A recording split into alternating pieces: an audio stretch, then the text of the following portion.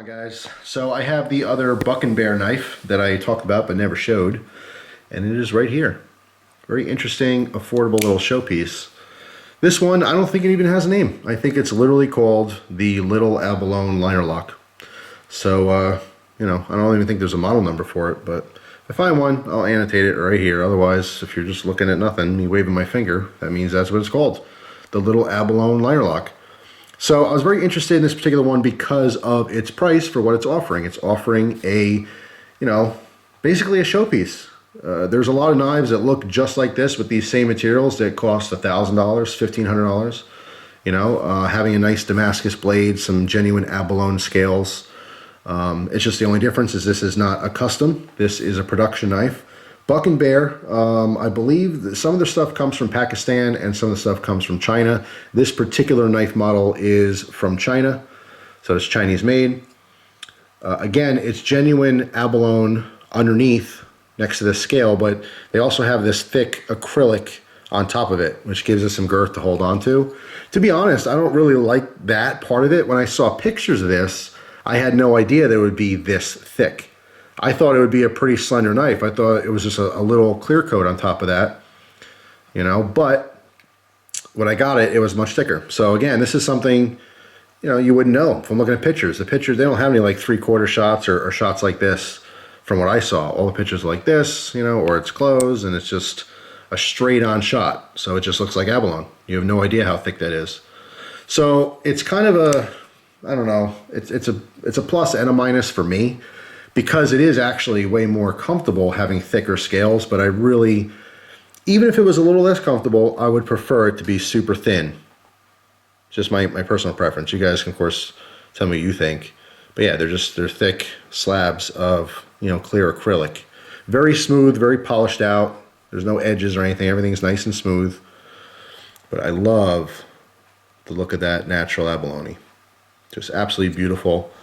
Of course, no two pieces exactly the same. That's what makes it really exciting and fun. It's a very, very commonly used natural material on custom knives. And of course, the Damascus blade is very cool as well. This one has a VG10 core. All right, so our actual edge is the performance of VG10, which is very nice. Came razor sharp, still stayed nice and sharp. It's obviously not a hard use knife. EDC this just a little bit.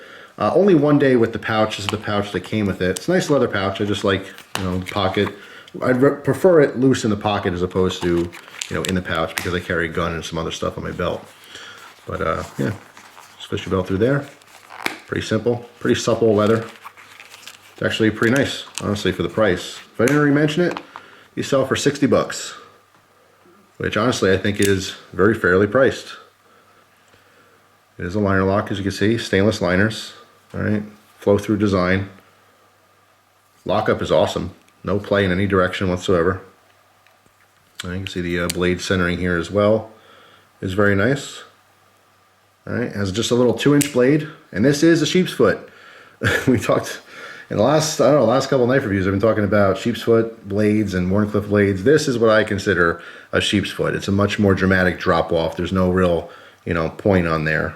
It is a point, but it's not as pointy as what I would consider to be a Wharncliffe. But yeah, sheep's foot blade. It's hollow ground. I actually grabbed the jeweler's loop here because I want to show you the spine to show you that you can see the VG10 in there. And actually, if I zoom in, you might be able to see all the layers on that Damascus. If I do this just right, maybe you can see the fingerprint on the glass. It's hard to get the lighting right. You can definitely see the back, but you can't see all the layers. You can kind of see it there. Let me back out a little bit, see if that helps. We get a semi-zoom. Guess it depends how the light's hitting it. I saw it before fine. I thought this was a good idea. But anyway, guess you have to take my word for it. You can kind of see them there. But I don't know, in person, just looking at it close, you could see all the layers in the Damascus. But anyway, it is genuine Damascus. Little single-sided thumb stud. You could probably swap that for left side carry if you wanted to. Obviously there's no pocket clip or anything. There is a lanyard hole here, so there's a cutout exposing those liners. So if you wanted to throw a lanyard on here, you certainly can. And you might not have to, because this did actually come with a lanyard. If you look up stock pictures of this, you'll see it comes with a leather lanyard, like a leather thong, is what it's called. And mine broke. On the back of it was 2 beads, which I did save for this video. All right, there are 2 glass beads, one blue, one green, with like a white coating on the inside, so it kind of has a specific look. It looked very nice hanging off of here. It was just like this. They're right next to each other on that, you know, little leather strap. But guess what? The leather strap was super fragile and it broke. I wasn't tugging on it or anything. I just had it in pocket, went to pull it out. I think I grabbed the leather, but it wasn't like, you know, stuck in the pocket or anything. I was just pulling it out and it just snapped.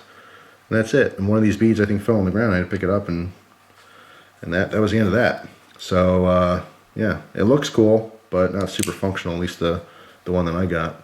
But I kind of like it without the lanyard on it anyway, because I was actually using it. If you were just displaying this somewhere, it would look really cool with that little lanyard, little leather lanyard. That's a tongue twister. Little leather lanyard. Say that 10 times fast. Anyway, yeah, so it comes with those 2 little beads.